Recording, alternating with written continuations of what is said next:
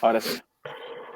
Listo, estamos. Oye, muy buenas noches a todos nuestros amigos que nos acompañan todos los lunes. Hoy día los lunes son de Fútbol 7 Paralímpico. Ya estamos en nuestro cuarto programa en nuestra plataforma de Facebook Live. Hoy día nos acompañan dos grandes profesionales que trabajan en el área y que vamos a conversar un poquito sobre temáticas de clasificación y todo lo que implica dentro del deporte paralímpico en sí el Fútbol 7. Así que le damos un buen aplauso. Ahí siempre me equivoco. Acá está nuestro amigo Daniel Bueno, doctor Daniel, así que muy bienvenido. Y acá Hola, arriba está el gran Sonny Riquelme, así que un saludo grande y les damos la bienvenida aquí junto al Mati. ¿Cómo están? ¿todo bien? Todo Daniel, bien, Gracias. Felipe, todo bien. ¿sí? ¿Todo bien? Daniel, ¿cómo estás tú? ¿Bien? Sí, todo bien. Ahora un poco en cuarentena, pero bien.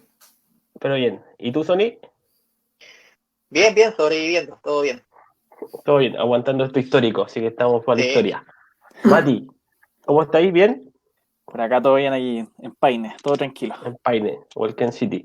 Oye, para partir, solamente para tener antecedentes de usted, ¿cuándo ingresaste al mundo paralímpico, Daniel? ¿Y qué te llamó la intención para poder pertenecer? Tú eres doctor, tienes tu especialidad fisiatra, entonces muchas veces yo creo que debe ser, no sé, un 5% de tu especialidad que elige poder desempeñarse en esta área. Porque fuiste por el lado oscuro del mundo paralímpico que muchas veces decimos nosotros, y que algo que también abarca muchas más disciplinas y que la verdad que personas como tú también complementan y profesionalizan súper bien nuestro trabajo y te lo agradecemos desde ya. Entonces me gustaría saber cómo ingresaste a este mundo y desde cuándo ya estás trabajando en él. Yo cuando me metí a medicina había pensado en dedicarme a la parte más deportiva, que era lo que me gustaba. Y después cuando terminé la carrera, ahí tenía varios complejos o varias dudas. Me gustaba la parte de ejercicio, de fisiología, pero también me gustaba la parte de lesiones. Entonces ahí tenía varias dudas.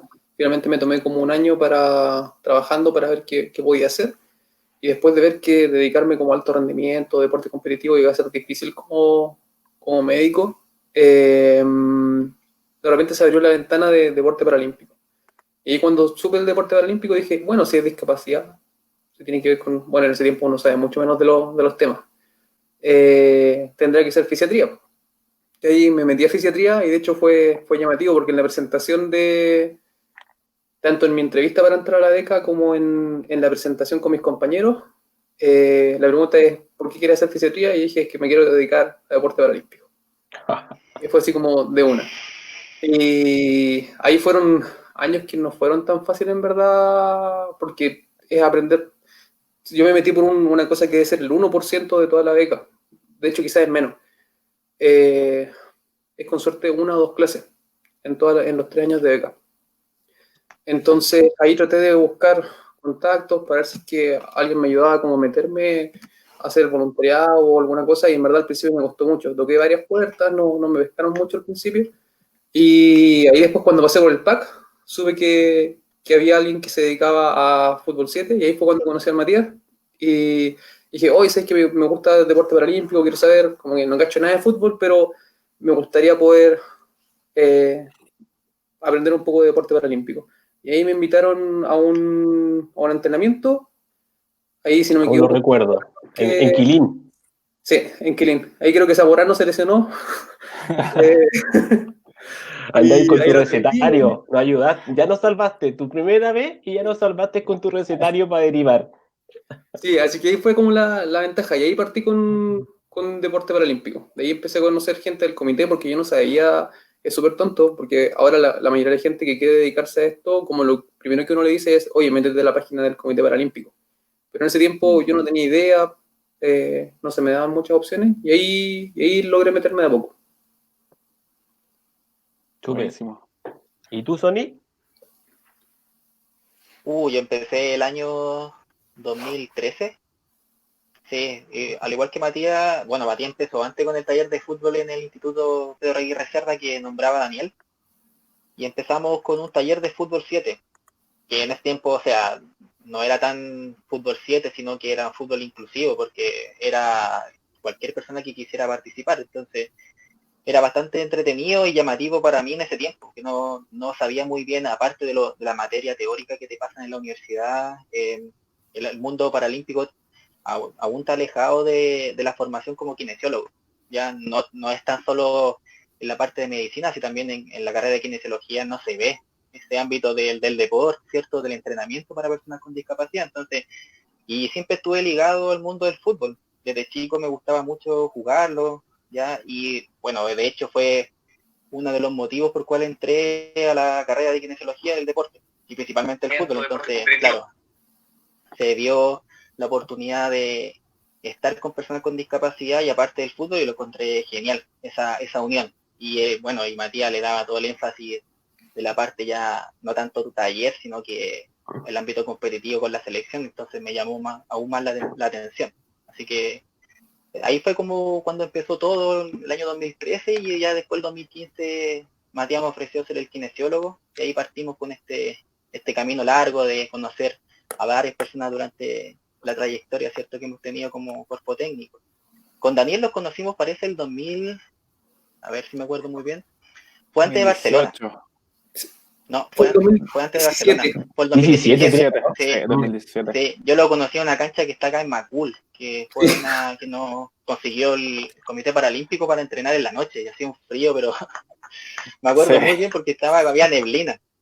Y ahí conocí a Era un Daniel. pasto sintético, ¿no? Sí, Sí. fue pasto Me sintético. acuerdo. Fue preparatorio a Barcelona, del 2017. Con el puro frío quedábamos todos clase 1. Sí, de hecho hay un jugador también. Horrible. También sufrimos una lesión bastante delicada, que fue Leonel, que me acuerdo que tuvo un desgarro como 4 o 5 días antes de viajar, entonces fue complicado el manejo ahí. Y ahí nos favoreció muchísimo estando Daniel, porque claro, los médicos son muy escasos en el área del Comité del Deporte Paralímpico, entonces que tuviéramos la oportunidad de tener un voluntario así que llegó de la nada, fue genial. Fue como muy bueno. Caído del cielo ahí. Sí. Bendecido en la cancha. Pero sí, Daniel comentaba que él se acercó, entonces es algo mucho más difícil que se dé. Oye, tengo una consulta para los dos. Un poco si le pudieran contar a nuestros televidentes acerca del proceso de clasificación que tiene Fútbol 7, que les llama la atención, particularidades ahí. Si alguno de los dos quiere empezar. Se la paso a Daniel. Ya. Hace gol. Mira, yo hago clasificación en otros deportes más, entonces uno puede comparar varias cosas. En general, la gracia o lo especial de la clasificación de Fútbol 7 es este toque de la nueva clasificación, este toque de ciencia que se intenta colocar, tratar de pasar un montón de estudios científicos a lo que, esa es como la primera parte, todos los estudios científicos que se tratan de pasar a una clasificación funcional, que si uno se va al código de la IPC, es lo que se sugiere, que la clasificación funcional sea basada en la evidencia. Lamentablemente la mayoría de las clasificaciones no son así, ni siquiera las que son del mismo IPC se basan mucho en la evidencia, de hecho, muchas no. Entonces, ese es un componente fuerte del fútbol, 7 por lo menos, y el otro gran componente fuerte que encuentro que tiene es el hecho de que no agrupa las parálisis cerebrales como solamente, o las lesiones del sistema nervioso central, como solamente un tipo de imagen, y tampoco la hace tan médica. Si uno compara la clasificación antigua de Fútbol 7, que dividía en clase 5 a los diplégicos, clase 6 a los atáxicos o a los disquinéticos, clase 7 hemiparéticos, y clase 8 cualquiera de los tres, pero con poco compromiso, uno se da cuenta que es muy médica. Y de hecho la clasificación de atletismo también es muy parecida. Y finalmente lo que pasa es que terminas cortando o sacrificando algunos por diagnóstico, cuando pueden ser menos funcionales, pese a ser, por ejemplo, la hemiparesia. Entonces esa es la gran gracia que ofrece esta clasificación, que es la capacidad de poner función independiente del diagnóstico o del tipo de compromiso de lado que tengan. Yo creo que ese es como el punto más fuerte de la clasificación. Buenísimo. Es buenísimo el punto que toca Daniel, debido a que, claro, como nosotros vimos al comienzo de la clasificación antigua de Fútbol 7, que duró hasta el 2018, era un aspecto demasiado médico. Entonces, claro, ahí estaba como qué tanto es funcional con el balón, que es lo que corresponde, ¿cierto?, para un futbolista, y qué es lo que corresponde al diagnóstico médico, y lo que pesaba más era el diagnóstico médico y la topografía de la afectación motora. Entonces era era eso el tema con esta clasificación, y esta clasificación nueva nos da un mejor sustento científico, ¿cierto? Y nos da pruebas, finalmente, para hacer un poco más objetiva la clasificación, ¿ya? Así que fue buenísimo el cambio que se hizo, y el sustento científico que el levantamiento que hicieron fue bastante importante para el mundo del fútbol. Súper. Oye, y Daniel, tú que vienes del mundo médico y que lo más probable es que tu enseñanza en pregrado fue con un modelo biomédico más que biopsicosocial, que tiene un poco más el enfoque del deporte paralímpico. ¿Qué es lo más, qué es lo más que más te impactó al ver deportistas con este compromiso motor en cancha? ¿Qué más rompió en ti? ¿Qué paradigmas? Que muchas veces no están en los libros y que solamente se observa en cancha al momento de poder conocer a tantos deportistas que hoy día ya has podido clasificar y has podido conocer? Mira, uno puede ser el supuesto, o sea, es que si yo no hubiese sido fisiatra o si no hubiese estado saliendo de fisiatría y lo hubiese visto al principio, y esa es la razón también por la que trato que los becados de fisiatría conozcan el deporte paralímpico antes, por lo menos una mirada, probablemente ahí la sorpresa hubiese sido mucho más grande. Como ya llevaba unos años, ya sabía que había componentes que eran un poco distintos. Ahora, generalmente uno en el tema de la especialidad o cuando uno estudia los aspectos muy médicos de la parálisis cerebral, por ejemplo, suele haber mucha categorización. Y aquí lo clásico es la clasificación de Gross Motor, es decir, Gross Motor 1, Gross Motor 2. Y como que uno se queda ahí. En cambio, cuando uno se va al fútbol 7, se da cuenta que ese Gross Motor 1, que uno está acostumbrado a ver en la parte clínica, aquí se descompone. Y en cancha también funciona totalmente distinto. Y eso no solamente en el fútbol, también en el atletismo o en otro tipo de deporte. Finalmente, el perfil funcional que uno ve como médico o la clasificación gruesa que uno da como médico es muy distinta en otros aspectos. Y lo otro que también llama mucho la atención es cómo el componente que tienen en la marcha o en otras actividades que son de mucha más baja intensidad es muy distinto al que pueden tener en cancha. Tú puedes ver a alguien que camina de una forma, que por ejemplo cuando fuimos a Ecuador me llamó mucho la atención el cómo caminaban los brasileños, pero que en cancha se comportan totalmente distintos. Y bueno, y eso te va llamando mucho la atención. Y de hecho algunos otros deportistas, por ejemplo me acuerdo de Velázquez cuando lo tuvimos que clasificar allá en Ecuador también, un comportamiento en fútbol de un tipo, pero cuando lo vi una vez en atletismo, un comportamiento completamente distinto. O sea, viéndolo en fútbol, claro, podía quedarle a los clasificadores quizás alguna duda, pero viéndolo en atletismo, quedaba claramente, o sea, era de cajón de que era una clase más baja. Entonces eso también llama mucho la atención, el cómo se van adaptando según el tipo de deporte o lo que están acostumbrados a hacer. Súper. Y para ti, Johnny, en el sentido de que nosotros veníamos, ¿cierto? Somos tres acá de formación de kinesiólogos, veníamos con una base de pregrado, ¿cierto? De tener patologías de daño de primera neurona, que muchas veces veíamos en la literatura, pero de repente que te dijeran, hay 20, 30 chicos con compromiso motor y que están jugando fútbol y que, entre comillas, rompe un poco el paradigma de la característica de hemiplegia o alguna patología o un compromiso motor que vimos en pregrado. ¿Cómo ese cambio te impactó, te generó también una motivación para poder seguir? ¿Cómo fue ese encuentro contigo? Al comienzo fue bastante fuerte, no fue un acercamiento tan fácil. Íbamos con una mirada bastante clínica al comienzo de los talleres deportivos, siguiendo este modelo de rehabilitación en el cual aún seguimos inmersos, ¿ya? Pero claro, el enfoque que le damos ahora es completamente diferente, un enfoque de alta competencia, ¿cierto? Y eso se va adquiriendo con los años y viendo ciertos otros deportes. Y yo creo que un punto que dio Daniel fue muy bueno, que uno al salir, ¿cierto? Y ver otros deportistas de otros países, se va dando cuenta del nivel de competencia que tienen que tener nuestros jugadores. Porque claro, si uno se guía por las patologías, y aún pasa que o sea, yo tengo la oportunidad de hacer clases en varias universidades, y yo les digo a los chiquillos, a los estudiantes, que hay otro mundo que es aparte del tema de rehabilitación como kinesiólogo, ¿ya? Sino que es un mundo en el cual sí puede una persona con discapacidad ser un atleta, ¿cierto? Ser un deportista de élite, Entonces, ese cambio de mirada, ¿cierto? Es muy difícil de lograr en pregrado y a comienzos de la carrera de cualquier profesional. ¿Ya? Es difícil ese como quiebre de paradigma que hay. Entonces, es bastante... es un buen tema para tocar, ¿cierto? Y ojalá que las carreras profesionales, sobre todo de rehabilitación, tengamos esta mirada distinta.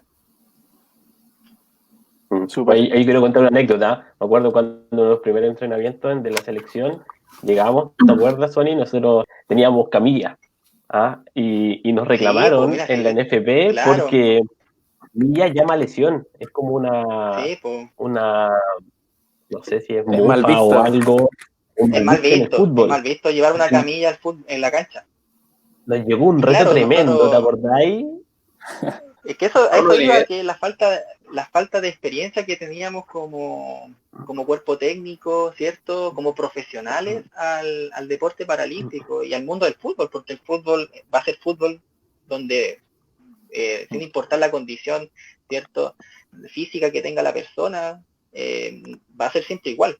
El objetivo es uno, de hacer goles y trabajar para eso. Entonces, sin importar la discapacidad que tenga la persona, se tiene que trabajar igual. Entonces, claro, cambiar esa visión que teníamos de las funciones que teníamos como cuerpo técnico, y principalmente yo y Felipe como kinesiólogo ahí, era bastante compleja. Sí. Y claro, ahí nos llegaron un reto porque llevamos una camilla inocentemente a la cancha. Y otra Y anécdota. finalmente Dale. que claro, es que finalmente tú llamas a la lesión, pues. Entonces es como llega a la camilla porque sabes que se va a lesionar a alguien. Entonces eso está Sí. mal. Y después me lo explicaron después otros profes que llevan años en fútbol que por eso no llevan camilla. Y Yo también creo, pensaban que nosotros éramos los lesionados de Chile. Las primeras veces Claro, nos preguntaban, oiga, profe, ustedes son los lesionados ¿por qué entrenan puros lesionados?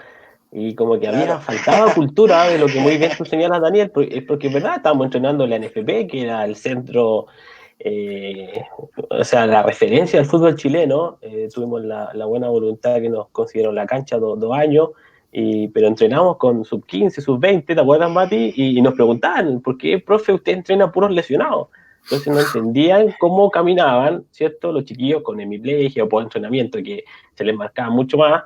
Entonces ahí fuimos hablando, sí, de hacer cultura de que era la paralímpica, y después ya a los meses empezaron a tener un respeto de que atrás está entrenando la selección paralímpica, y eso también fueron pequeños escalones. Mati, dale. sí, yo creo que en ese sentido es súper importante generar esos espacios, sobre todo en el fútbol profesional. Como decía Felipe, en esos 2 años se logró finalmente hacer un cambio en la mirada y también un poco que los deportistas pudieran ocupar los mismos espacios que deportistas convencionales de alto nivel. Esperamos ahí poder volver a esos tiempos.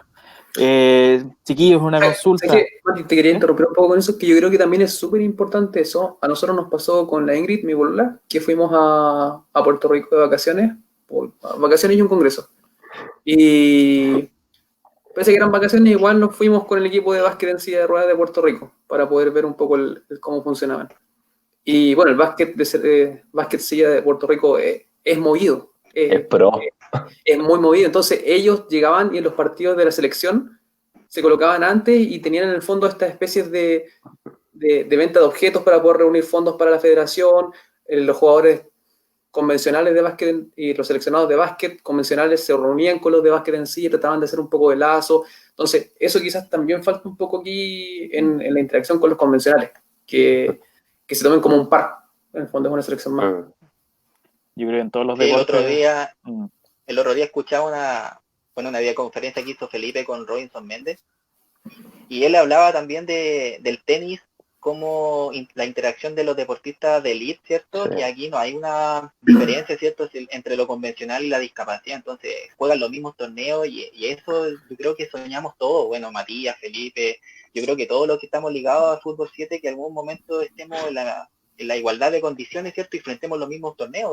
Que a lo mejor más adelante, ¿cierto? Se pueda realizar una Copa América en conjunto, o no sé, sueños, como una Copa Libertadores, no sé, o enfrentar, no sé, el campeón de América contra el campeón de Europa, hacer una intercontinental, no sé, son cosas que yo creo que se podría hacer. se podría hacer, pero falta ahí la alianza, ¿cierto? Y el recurso. voto de confianza de la FIFA finalmente. Sí, yo creo que el tío FIFA tiene ahí una gran Yo creo. responsabilidad y son los que deberían como unificar un poco con estos procesos Sí. y poder también poder trabajar en conjunto más colaborativo. Sería lindo. Sí. Chiquillos, ¿nos podrían ahí contar un poco cuál es el rol que tienen dentro del deporte y también las especificaciones que son súper interesantes, las cuales son finalmente diferentes a las del deportista convencional? Si nos pudieran contar ahí, podemos empezar con Daniel. ¿Me repetí la pregunta? Sí, un poco el rol que tienen ustedes dentro del deporte. Nosotros. ¿Cuál es? Ya. Pensé que el rol del deporte. Bueno, yo creo que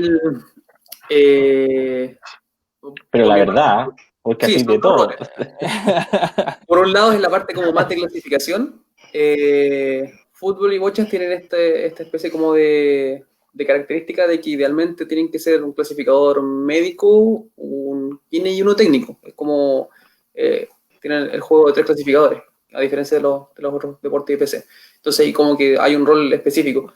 Creo que finalmente en la mayoría de los deportistas, quizás los que son más funcionales, como los clase 3, por ejemplo, los FT3, es donde el rol médico toma un poco más de fuerza al hacer diagnósticos diferenciales, porque muchas veces te pueden llegar certificados que no son tan adecuados, o que puede ser algún tipo de diagnóstico diferencial para definir si efectivamente se justifica o no el déficit con lo que está diciendo el deportista. Eso es como la parte médica, porque después los otros aspectos de clasificación son un poco indiferentes de si eres médico o eres kine, en el fondo de saber buscar espasticidad, saber buscar reflejos, otros aspectos motores. Yo diría que en la parte de clasificación, esa es como la parte puramente médica y la otra kinésica, médica, puede ser mezclada. El otro rol que también podría ser incluido, que ya tiene que ver un poco más con lo característico que son las lesiones, pero ahí también es nuevamente un terreno un poco compartido. Ahí también depende de cómo uno se va formando, si es que también puede hacer ecografías en cancha o si es que puede hacer algún otro tipo de intervención. Y probablemente lo que es mucho más médico, que serían dos aspectos, serían uno, la parte de control de carga interna, que aquí por lo menos para Fútbol 7 en Chile no lo tenemos como desde el punto de vista de control de laboratorio. Podrían haber algunos otros tipos de formas de medir carga interna, pero finalmente no funciona como el fútbol convencional, entonces en términos de cantidad de partidos, entonces no sería de la misma forma. Y lo otro es lo que son procedimientos, que al final igual es algo que va muy ligado a lo que es la medicina deportiva. Infiltraciones, drenaje, etcétera, que yo creo que es algo que es muy, muy médico todavía. Súper. Y por tu parte, Sony, si nos pudieras contar. Mi función es en la selección. Sí, en general, en el fútbol 7, Dale. que sabemos que son muchos, pero Puta, sí. Para eso iba. podemos delimitarla Bueno, ahí. bueno, como kinesiólogo he tenido que aprender bastantes cosas en el mundo paralímpico, sobre todo en el tema de prevención de lesiones. Al comienzo era bastante complejo, ¿cierto? Este cambio que tienen los jugadores de pasar, ¿cierto? De un jugador de taller de fútbol a ser un jugador de elite, ¿cierto? Un jugador de selección. Entonces, no entendían esto de las molestias musculares que son tan recurrentes en un futbolista, que si entrenáis, no sé, 4 horas, 2 horas, ¿cierto? O tienes un volumen mucho más grande durante toda la semana, es completamente esperable que tengan molestias musculares, pero ese reconocimiento de molestias musculares algunos jugadores no lo reconocían así y pensaban que estaban lesionados. Entonces, desde ahí empezamos ya el tema de educación, de educar, ¿cierto?, a nuestros jugadores a través de presentaciones, a través de hablar, ¿cierto?, con ellos, educarlos sobre el tema de cómo se comporta su cuerpo ante el ejercicio. Entonces, partimos de ahí, de esa base, de enseñarle, ¿cierto?, de educación al jugador. Y luego ahora todo el trabajo de prevención que hacemos durante los entrenamientos, el trabajo de prevención que se hace durante la competencia, un trabajo compartido con los profesores, ¿cierto? Desde el preparador físico, ¿cierto?, hasta el director técnico, la planificación que se tiene que hacer de las cargas, el trabajo en conjunto con el médico. Entonces es bastante el trabajo que se hace en tema de prevención. Ahora en la actualidad, ¿cierto?, tenemos planificado al comienzo de los calentamientos el calentamiento FIFA 11+, que está bastante reconocido a nivel mundial, lo ocupan bastante equipos a nivel convencional y también paralímpico, y también trabajo ahí a la par con el preparador físico para componentes estabilizadores, ¿cierto? De articulaciones que se ven bastante comprometidas en el fútbol 7, sobre todo a nivel de cadera, de rodilla y sobre todo de tobillo. Hay varios jugadores que han tenido lesiones recurrentes en esa articulación, por la inestabilidad que se genera, ¿cierto? Por esta lesión cerebral. Oye, eso es súper interesante, que yo creo que no pasan en otros reportes respecto, por ejemplo, a acciones de alta intensidad y cómo influye la espasticidad en algunas lesiones también, que se ha escrito en harto estudio. No sé si alguno nos podría comentar algo sobre eso. Sí, la espasticidad es todo un tema para el deportista, tanto en la competencia, tanto en entrenamiento, genera dolor muscular ya post competencia, genera también limitación en ciertos movimientos, ¿cierto? Que se realizan específicamente en fútbol, ya, y generan todas estas alteraciones también estructurales que se van viendo a la larga con futbolistas, sobre todo con lesión cerebral. Entonces es un buen tema que se debe manejar, y las cargas que se deben dar a este músculo que está, ¿cierto? Con una lesión de primera motoneurona. Ahora, yo creo que la espasticidad, por ejemplo, de hecho el mismo manual de clasificaciones se considera como parte de los criterios motores primarios, y en la mayoría de los deportes también es así. Lo que nos ha pasado, que yo creo que el Sony también lo puede decir, es que hemos examinado a alguien en frío, y después cuando queremos examinarlo en tibio, cuando está en el deporte, para ver si es que tiene el MIC, el criterio mínimo elegible, resulta que no lo encontramos casi nada. De hecho, hay algunos que en verdad en frío son espásticos y severos, y en tibio bajan bastante. Entonces, sumado al tema de espasticidad, que yo creo que termina siendo mucho más dinámica en este deporte, creo que el aspecto que casi nunca se considera, por lo menos para los primeros criterios, es el control motor selectivo, que resulta tan afectado, o los parámetros de cocontracción que ocurren también en estos movimientos rápidos de cambio de dirección, de choque, de retroceso, etc. Yo creo que finalmente influyen también mucho en lo que es el riesgo de lesiones, sumado también a las mismas inestabilidades por paredes. O sea, he visto varias veces el Sony cuando tiene que finalmente hacer algunos vendajes, especialmente los que tienen un tobillo mucho más caído, un pie un poco más en equinovaro. Es un mundo muy distinto en ese aspecto comparado con el fútbol convencional. Entonces son varias las cosas que uno tiene que ir mirando, y lamentablemente muchas no se resuelven con entrenamiento. Es un temazo ahí. Sí. Y que muchas de hecho, veces pasa vez con el... perdón, dale. Sony, sigue. Sí, de hecho una vez estábamos conversando con Daniel sobre esta posibilidad de hacer más objetiva la medición de tono muscular. Porque, claro, en el tema de clasificación aún sigue siendo muy subjetivo, ya, porque la medición de Ashworth es así. Entonces, sería interesante poder medirlo de manera más objetiva, y ahí Daniel tenía una muy buena idea, ¿cierto? A través de, no sé si bien recuerdo, Daniel, que era a través de electromiografía, ¿cierto? Y hacerlo un poco más objetivo esta medición, ya, porque hay veces que futbolistas que, sobre todo los de clase más alta, por ejemplo FT3, ¿cierto? O que están muy al límite, ya es muy difícil obtener este parámetro mínimo para poder ser elegible en la competencia, ya.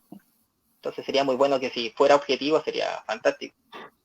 Sí, importante lo que señalas tú, pues, Sony, o sea, evaluar a Ashworth, tiene alguien que tiene mucha experiencia también, de haber evaluado mucho paciente neuro, y a veces también es bien complejo, y se generan estos debates que son a veces bien interesantes en proceso de clasificación.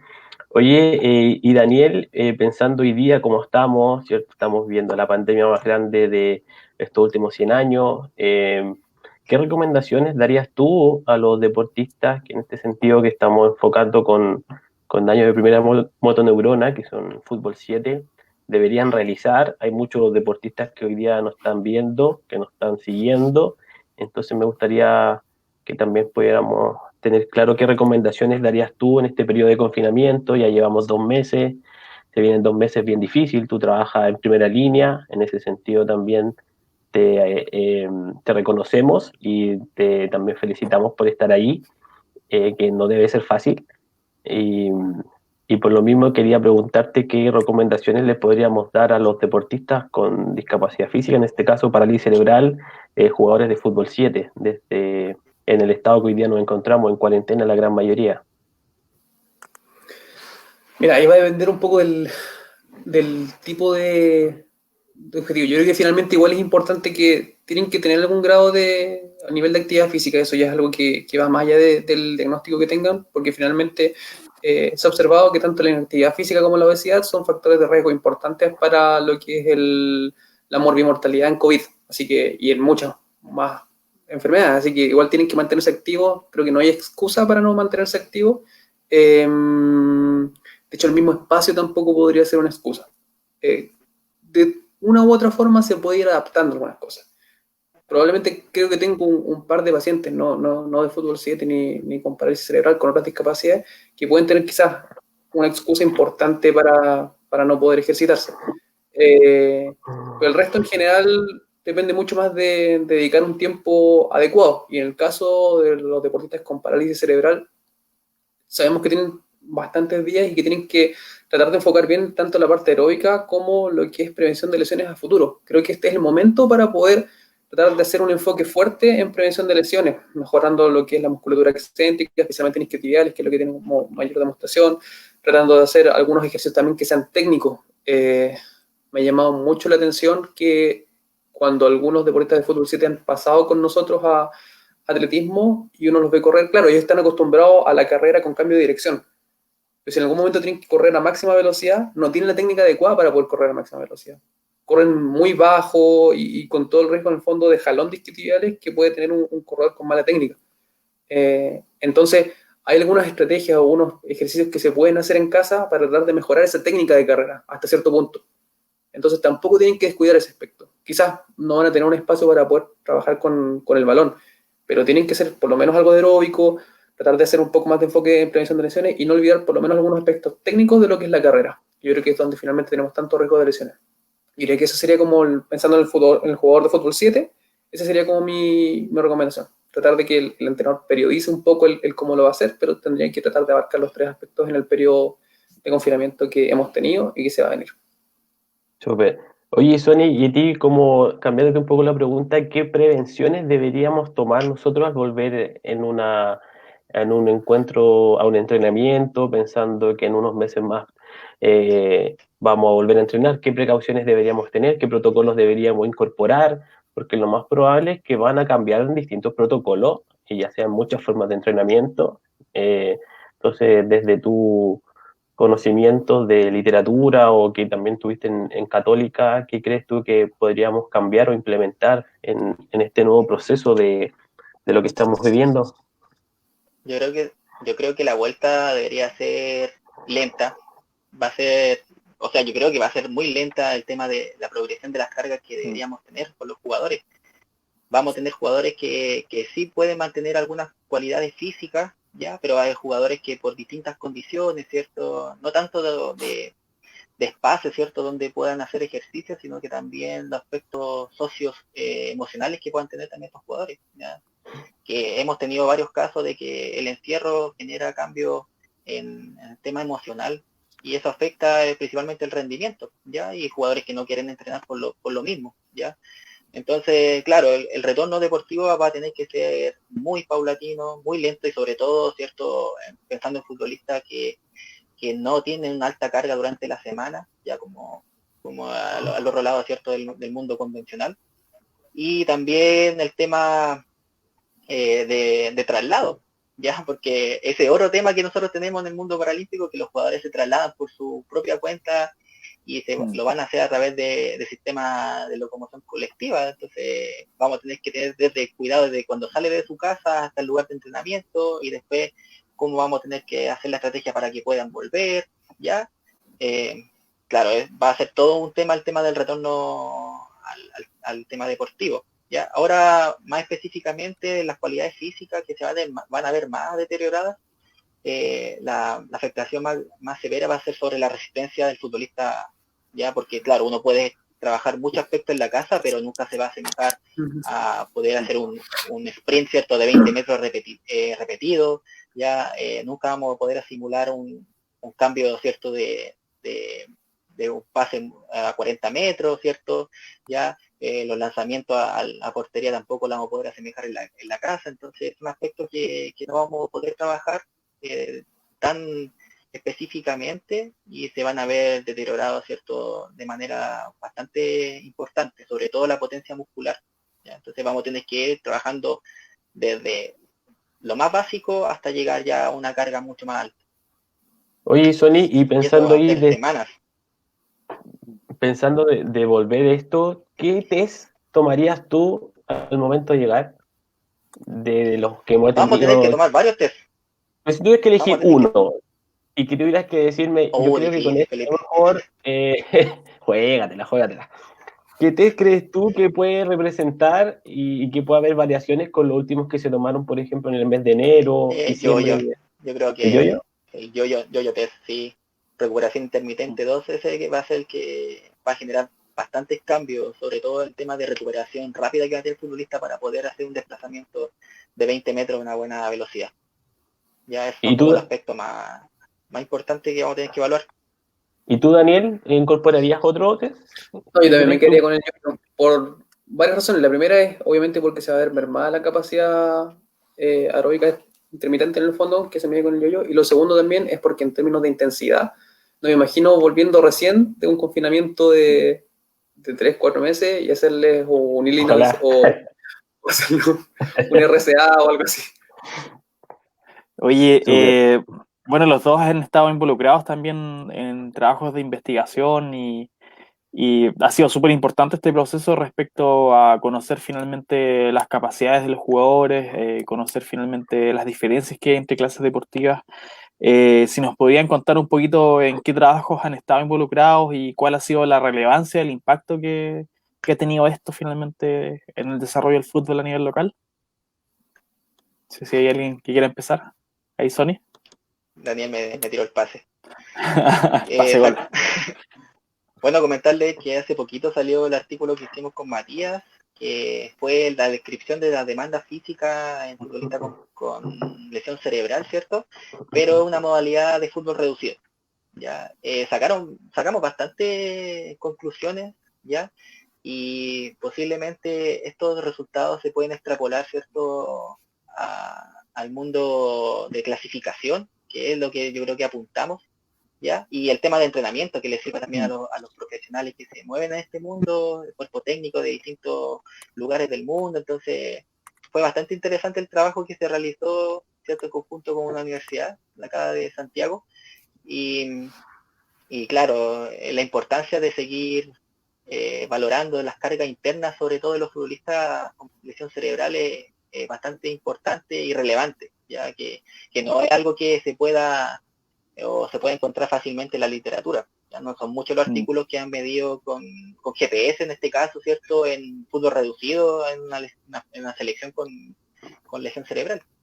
Así que ese fue el trabajo que salió hace poquito. ¿Ya? Igual hemos hecho otros trabajos, ¿cierto?, que ha estado también involucrado. Felipe Herrera, mediciones también de salto, que son muy importantes para el momento de medir la potencia muscular. Entonces, todo eso y todo lo que se pueda cuantificar es bastante relevante para nuestro trabajo. Buenísimo. ¿Y Daniel ahí, si nos puede contar? Yo el que tengo más fresco y en el que ayudé más a la interpretación fue el que hicimos para la tesis del Víctor, que ahí hay que reformular un poco el escrito pensándolo más en formato paper que en tesis, pero no haría mucho, que ese fue el de comparación de RCA yo-yo en cancha, y lo que queríamos era en un principio tratar de hacer un yo-yo con ergo portátil. Lamentablemente y las universidades se nos cayeron todos los patrocinadores, y después ya tuvimos que hacerlo con un treadmill. Y ahí cuando lo hicimos con treadmill, si bien fue un protocolo en rampa que tiene hartas diferencias en verdad, igual se supone que el yo-yo debiese ser un marcador o tener algún grado de correlación por lo menos con lo que es potencia aeróbica, y finalmente aquí no vimos ninguna correlación con potencia aeróbica medida con treadmill. Entonces eso también nos llamó bastante la atención. Ahí hay que arreglar unas cosas como de redacción, pero es un punto importante porque finalmente el yo-yo probablemente en deportistas con parálisis cerebral podría medir otra cosa y quizás no necesariamente lo que es potencia aeróbica. por lo menos en el cálculo de B2 Max. El segundo, que en verdad, siendo honesto, creo que he hecho bien poco, más allá de hacer la revisión que vimos que fue para el campeonato anterior, en el fondo, cuando se hicieron todas estas mediciones de salto contra los movimientos, squat jump, RCA. Bueno, todo fue parte de un mismo trabajo al final. Y le terminé de dar la revisada el fin de semana y le mandé los comentarios al Matías, que yo creo que al final también son bastante buenos los alcances que se encuentran ahí. Funcionan bien distinto y hay algunas conclusiones que creo que van a llamar mucho la atención, especialmente lo que es la potencia de salto. Bueno, y súper importante eso que Buenísimo. señalan, pues de crear el perfil del deportista chileno, que muchas veces pasa que al leer literatura es totalmente un perfil de un ucraniano, un ruso, número 1, que debe ser otro nivel, entonces también permite levantar esta evidencia nacional. Oye, tenemos mucha gente conectada, les queremos mandar saludos a Darwin de Talca, Richard de Chillán, Robert Silva, Grande, Daniel Bueno, Joel desde Santa Cruz, Fabián Moreno, saludo a Sonia y a toda su familia, Sebastián Monsalve, Roberto Silva, Claudio Conte de Argentina, que es del cuerpo técnico de la selección de fútbol 7 Los Tigres, Quintiliano, nuestro amigo de Brasil, también nos manda un gran abrazo, Julián Hernández, y bueno, ya estamos cerca del cierre de este conversatorio. Yo creo que esta alternativa de poder masificar nuestro deporte, ya sea deporte, el fútbol 7, la semana pasada tuvimos con todos los fútbol adaptados, que eso fue súper para nosotros como histórico, talla baja, down, visual, sordo, amputado, entonces también permite unificar todos los deportes y que nos podamos estar conectando. Y la última pregunta que les quería hacer para ir cerrando, ¿cómo podemos mejorar, Daniel?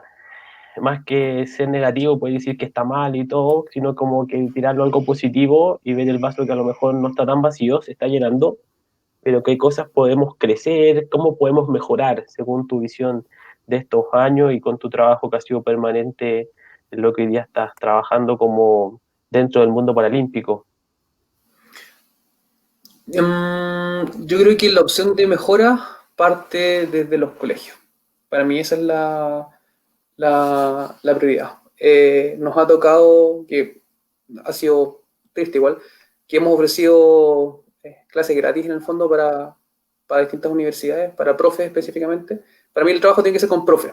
Creo que de ahí tiene que partir todo. El profe tiene que saber cómo incluir al niño con parálisis cerebral dentro de la actividad. Y lamentablemente cuando nosotros nos vamos, que nos pasa a nosotros como área de la salud, cuando nos vamos muy en la parte científica, nos damos cuenta que los profes tienen otras habilidades que nosotros no tenemos, que es en el tema de manejo de grupo, de encantar al niño, de poder enseñarle patrones motores que son más básicos, todo lo que es formativo.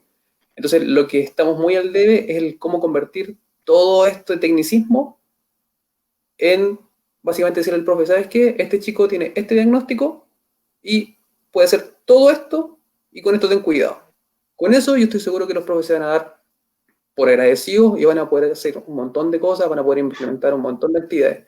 Y una vez que logremos eso y vemos que en cada colegio los niños con parálisis cerebral están participando, están siendo incluidos, eso va a poder funcionar. Pero lamentablemente ahí necesitamos también que se abra esta puerta a los profes y que las universidades se den cuenta que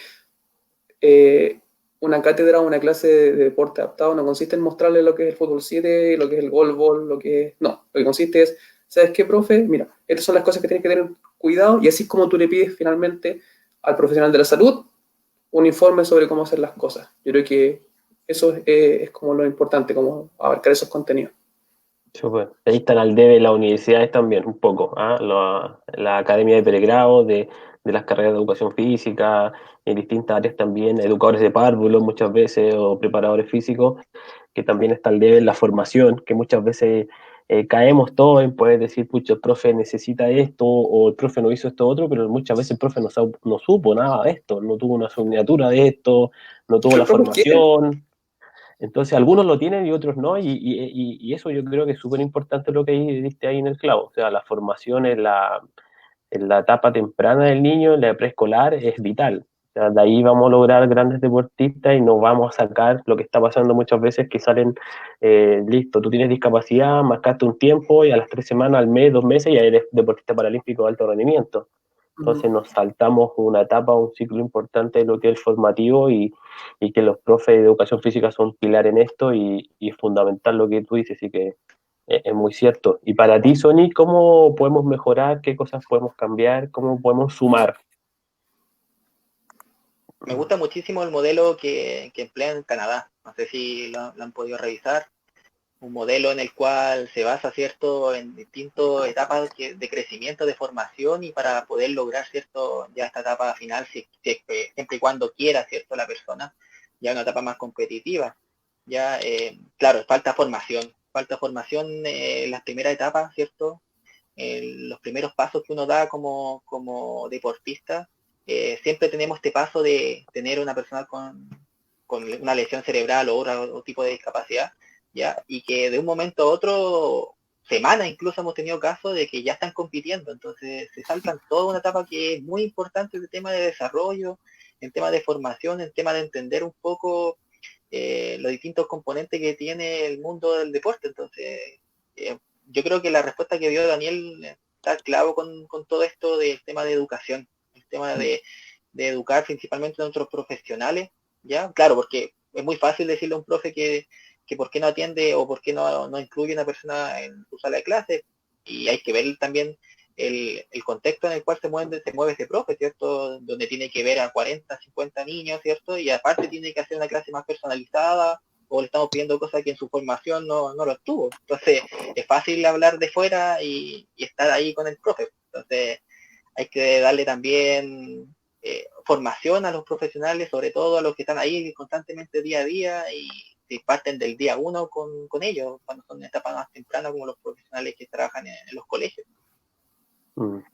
Buenísimo. El trabajo en red. El camino que hay que seguir. Sí, y el trabajo en red, que también a veces es muy fácil decirlo, pero que se realice, que ocurra, cuesta. Es difícil el trabajo en red, desde interprofesional y todo eso. Mati. Voy a agradecerles ahí por su tiempo. Ha sido una charla súper grata y más sobre todo de nuestro deporte ahí, el cual nos apasiona y el cual amamos. Así que agradecerle a los dos por su compromiso, por su entrega en esto, y esperamos ahí seguir adelante en este mundo del fútbol en Chile. El deporte rey. Sí, pues, eso. Así que felicitaciones a los dos, gracias por todo. Y bueno, Daniel, pues tú que estás ahora pasando un momento complejo también, esto, primera línea te toca fuerte, lo del COVID. Te mandamos también ahí entre los tres y toda la selección un abrazo grande. Eres una gran persona para nosotros y fuerza con todo lo que está pasando, y tú como doctor ahí afrontando también en primera línea. Así que ánimo, fuerza y las mejores vibras para todo lo que viene. Gracias. Súper. Un abrazo a todos, muy buenas noches. Y nos vemos el próximo Gracias por la invitación, que esté muy bien. Chao, Daniel, cuídate. Chao, cuídense, que estén bien. Chao. Chao, saludos a todos.